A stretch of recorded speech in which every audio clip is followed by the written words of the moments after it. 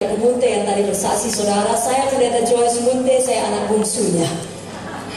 Amin.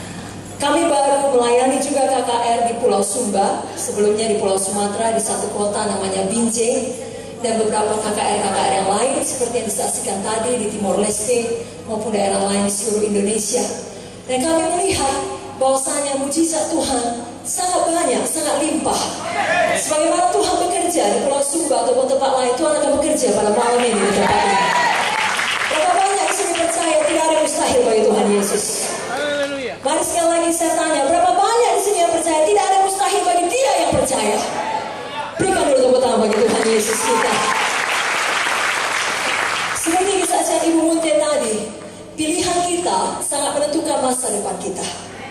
Ketika Ibu Munte memilih, waktu dia diundang KKR Paskah atau kebaktian Paskah seperti malam ini juga, untuk percaya pada Yesus, seluruh masa depannya diubahkan. Dan di dalam Alkitab pun ada banyak contoh bahwasanya pilihan kita menentukan masa depan kita. Malam ini sebelum Ibu Pendeta Victoria memberikan firman, izinkan saya memberitahu kepada saudara sebuah kisah di Alkitab dari seorang bernama Lot. Lot membuat pilihan yang salah dalam hidupnya. Dia adalah keponakan Abraham. Suatu ketika Abraham berkata, pilih mau tinggal di mana. Lalu Lot memilih. Dia lihat dengan matanya, dengan indranya. Dia lihat ada satu daerah namanya lembah Sodom dan Gomora, kelihatannya subur. Lalu tanpa pikir panjang, dia berkata, aku mau pindah ke sana. Sungguhnya itulah pilihan yang paling buruk, keputusan yang paling buruk yang bisa dibuat Lot untuk dirinya, hidupnya, masa depannya, bahkan seluruh keluarganya. Karena penduduk Sodom dan Gomora adalah penduduk yang sangat jahat. Tadinya Lot tinggal, Alkitab menuliskan, di luar Sodom. Jadi dekat saja ke kota Sodom. Tapi tak lama kemudian dia menjadi terbiasa dengan kejahatan orang Sodom. Akhirnya dia tinggal di dalam kota Sodom. Dan Sodom dan Gomora begitu jahatnya, sehingga Tuhan hendak memutarbalikkan kota itu, memusnahkan, membakarnya. Tapi dalam kasihnya yang besar, Tuhan memberitahukannya kepada hambanya Abraham. Lalu Abraham berdoa syafaat bagi Lot, selamatkan Lot. Dan Tuhan mendengar doanya. Tuhan utus 2 orang malaikat untuk menyelamatkan Lot. Singkat cerita, ketika malaikat itu berkata kepada Lot, kepada istrinya, dan 2 orang anak perempuannya, untuk menyelamatkan diri mereka, ada pesan malaikat. Dia berkata, pergi terus lari, jangan menoleh ke belakang. Tapi apakah yang terjadi? Lagi-lagi Lot dan keluarganya membuat pilihan yang salah. Kali ini dibuat oleh istrinya. Lot menoleh ke belakang. Kalau kita sudah diselamatkan Tuhan, jangan lagi menoleh ke belakang. Tapi Lot menoleh, istri Lot menoleh ke belakang. Lalu dia menjadi tiang garam. Dan setelah ibu mereka menjadi tiang garam, tahukah saudara, lagi-lagi kedua anak perempuan yang membuat pilihan yang salah. Mereka memilih untuk melakukan dosa immoral yang sangat mengerikan dengan ayahnya sendiri. Lalu lahirlah keturunan mereka. Dan Alkitab menuliskan, itulah bapa dari Bani Moab dan Bani Ammon. Orang-orang Moab atau orang-orang Bani Moab dan Bani Ammon adalah musuh bangsa Israel terus-menerus. Saudara baca kitab Perjanjian Lama, itulah musuh Israel. Bani Moab, Bani Ammon, dan mereka juga sangat jahat. Jadi keturunan Lot ini adalah orang-orang jahat. Dimulai dari pilihan salah yang dibuat Lot. Karena kalau pilihan salah kita buat bukan hanya mempengaruhi kita, tapi dapat mempengaruhi generasi di bawah kita. Itu sebabnya dikatakan ada kutuk dosa. Tapi tahukah saudara, Bani Moab, Bani Ammon yang sangat jahat ini, sampai kalau kita baca kitab Nabi Yehezkiel, Jeremia, ataupun Yesaya atau Nabi Mika, mereka mengutuk orang Moab. Tapi saya mau beritahukan kepada saudara, kalau kita buka kitab Injil dalam buku Matius 1 pasal yang kelima, di situ dituliskan, maka Boas memperanakkan Obed dari Rut. Obed memperanakkan Isai. Isai memperanakkan Raja Daud. Dan kita tahu Yesus adalah anak Daud. Ada satu nama di situ yang menarik, nama perempuan, yakni Rut. Siapakah Rut?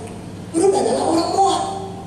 Bagaimana mungkin seorang Moab, keturunan daripada Lot, orang-orang terkutuk, yang masa lalunya, latar belakangnya dipenuhi dengan dosa, dosa cinta akan uang, dosa kemampuan, dosa immoral, bisa terpilih di dalam silsilah garis keturunan Yesus Kristus. Lagi-lagi dimulai dari pilihan. Dari seorang yang bernama Naomi. Suatu hari dia pindah ke tanah Moab dengan suaminya dan 2 orang anak laki-lakinya. Lalu 2 orang anak laki-lakinya menikahi perempuan Moab, namanya Orpa dan Rut. Lalu kemudian suami Naomi, anak laki-lakinya dua-duanya mati. Naomi pun hendak pulang ke tanah Israel. Dan dia panggil 2 orang menantunya ini. Kalau kita sekarang istilahnya masih janda muda, janda kembang. Lalu Naomi berkata, sudah pulang ke rumah orang tuamu. Tidak usah lagi urus aku sudah tua. Gak ada gunanya kamu mengurus aku. Apalagi aku bukan bangsa Moab, aku bangsa Israel, aku mau pulang ke tanah leluhurku. Disinilah pilihan menentukan semuanya. Orpa memilih, baiklah Naomi. Dia nangis, dia peluk, cipika-cipiki. Lalu dia berkata, goodbye Naomi. Lalu kita mau cari mana kisah Orpa selanjutnya di Alkitab. Tidak ada, hilang begitu saja. Tapi Rut membuat pilihan yang berbeda. Dalam Rut 1 ayat 16, apakah yang dikatakan Rut? Jangan desak aku meninggalkan engkau. Karena bangsamu lah bangsaku, Allahmu lah Allah. Rut membuat pilihan berkorban bagi Naomi. Dia persembahkan hidupnya untuk mengurus Naomi. Tapi lebih penting daripada itu, dia bawa satu pilihan untuk percaya dan mengakui dengan perkataannya, Allahmu lah Allahku. Setelah Rut berkata demikian, sampai dia di tanah Israel, Tuhan mengaturkan sedemikian rupa seorang laki-laki yang kaya, yang baik bernama Boas menikahi Rut. Dari seorang pengemis di ladang Boas menjadi pemilik ladang Boas. Dan lebih daripada itu, memperanakkan Obed, memperanakkan Isai, memperanakkan Daud, dan Yesus Kristus lah. Sekali lagi saudara, kalau kita lihat masa lalu Rut adalah orang Moab, adalah Lot, penuh dengan dosa yang cinta akan uang, membuat keputusan berdasarkan kesenangan semata-mata. Mabuk, Lot mabuk, makanya bisa berbuat dosa immoral dengan anaknya. Kenajisan memenuhi latar belakang Rut, kutuk memenuhi keluarga Rut. Tapi pada waktu dia membuat pilihan percaya kepada Allah Israel, Allah Naomi, yang pada hari ini adalah Tuhan Yesus Kristus bagi kita, masa depan Rut adalah pemulihan, adalah kebaikan. Demikian kita saudara. Kalau ada dari kita pada malam ini dengan saudara hati berkata, masa lalu saya ada dosa yang saya berbuat. Mungkin jelas ketahuan sama semua orang kalau itu dosa narkoba ataupun dosa kenajisan sampai hamil keluar nikah. Tapi ada juga dosa-dosa yang tersembunyi, hanya saudara yang tahu. Tapi dosa apapun itu, kalau malam ini kita membuat pilihan seperti Rut membuat pilihannya, maka semua kita bisa dipulihkan. Semua kita bisa diselamatkan. Semua kita bisa disembuhkan. Masa depan kita ada di dalam kebaikan tangan Tuhan. Malam ini, seperti kesaksian Ibu Munte tadi, maukah kita betul-betul memilih percaya Yesus Juru Selamat kita? Yang mau katakan amin. Yang mau angkat tangannya sekali lagi katakan amin. Amin. Tapi malam ini juga nanti Ibu Pendeta Victoria mau menyampaikan, Yesus bukan hanya Juru Selamat, Dia Tuhan kita, tapi Dia juga penyembuh kita, Dia pembebas kita. Maukah saudara Yesus menjadi penyembuh saudara? Bagi saudara yang mau mari angkat tangan saudara katakan amin. Ke malam ini pilihlah untuk betul-betul beriman kepada firman yang disampaikan bagi saudara. Tahu saudara, Ibrani 11 ayat 1 mengatakan iman adalah dasar dari segala sesuatu yang kita harapkan dan bukti dari segala sesuatu yang tidak kita lihat. Jadi kalau sudah bisa kita lihat dengan mata kita ataupun kita rasakan dengan indera kita yang lain, itu bukan iman. Tidak perlu iman lagi. Justru karena belum kita lihat, kita perlu iman. Bapak Munte, ya bapak saya, ya suami Ibu Munte tentunya, yang katanya tadi ganteng, selalu mengajarkan bagaimana kita harus hidup dengan iman. Pada suatu kali dia memberikan cerita atau perumpamaan ini. Di sebuah kamar yang gelap, semua lampunya mati. Tapi gak usah kita perhatikan sekarang ya saudara. Lalu kemudian indra dimulai dari mata berkata, aku tidak melihat apa-apa karena semua gelap. Lalu telinga berkata, Aku tidak mendengar apa-apa. Tidak ada apapun di kamar ini. Lidah berkata, aku tidak mencecap apa-apa. Kulit berkata, aku tidak merasa apa-apa. Sudah 4 indera yang berkata, tidak ada apapun di kamar yang gelap itu.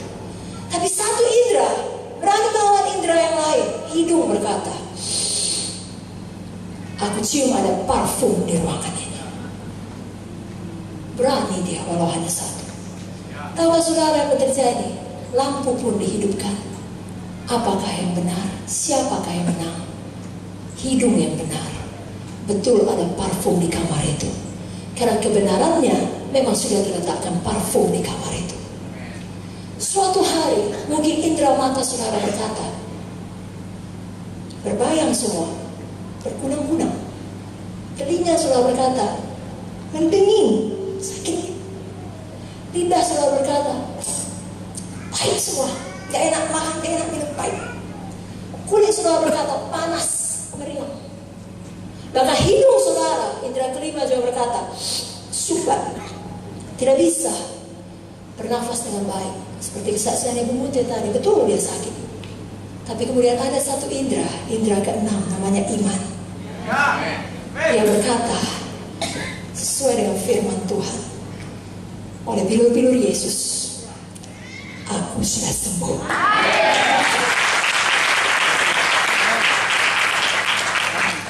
Tahu saudara, walau 1 lawan 5, 1 akan menang. Karena firman Tuhan adalah kebenaran. Firman Tuhan memegang otoritas tertinggi di dalam dunia ini. Ketika semua ilmu medis atau apapun kebaikan dalam dunia ini telah mencapai batasannya, firman Tuhan memiliki kuasa yang tidak terbatas. Batasannya hanya ketidakpercayaan kita. Malam ini, mari pilih untuk percaya. Mari pilih untuk beriman. Setan akan berusaha membimbangkan saudara. Jangan terima apa kata setan. Kita tahu ada mujizat, itu instan terjadi. Saat itu juga sembuh. Seperti doa kita tadi, perempuan yang sakit 12 tahun. Asal ku jamah cuma Yesus aku sembuh. Asal ku jamah cuma Yesus aku sembuh. Pada waktu dia mengatakan itu, sudahkah dia sembuh? Belum.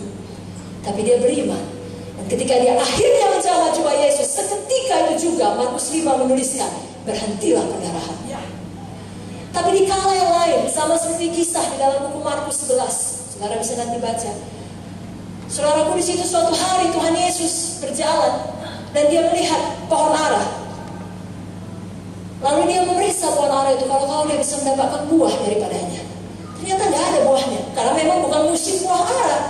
Tahukah saudara apa yang dilakukan Yesus? Dia berkata kepada pohon ara itu, mulai hari ini jangan seorang memakan buahmu sampai selama-lamanya. Dan hal itu juga didengar oleh murid-muridnya yang bersama dengan dia. Siapa yang mengatakan itu? Apakah yang terjadi? Tidak ada apapun kelihatannya. Pohon aranya masih tumbuh, segar, hijau. Tapi keesokan harinya, dalam buku Markus 11 ayat 20, ketika Yesus dan murid-muridnya berjalan lagi melewati tempat yang sama, tahukah saudara apa dikatakan murid-muridnya? Guru, lihat, pohon ara yang kau kutuk itu telah kering sampai ke akar-akarnya. Kalau firman diucapkan, pasti terjadi. Amin. Malam ini, firman disampaikan, percayai dalam hati saudara, ucapkan firman. Kalau malam ini saudara menerima pujian saudara, puji Tuhan. Kalau 24 jam kemudian, seperti kisah pohon ara tadi, baru mujizat dinyatakan, tetap puji Tuhan. Yang pasti ucapan kita berkuasa. Salah 18:21 mengatakan, hidup dan mati dikuasai lidah. Siapa suka mengemakannya akan makan buahnya. Malam ini, ucapkan firman, ucapkan iman, ucapkan kesembuhan saudara. Karena firman Tuhan tidak mungkin gagal. Langit bumi bisa berlalu, tapi firman Tuhan kekal untuk selama-lamanya. Siapkah saudara mendengarkan firman Tuhan? Saya undang saudara untuk memberikan tepuk tangan. Kita sambut kita berdoa.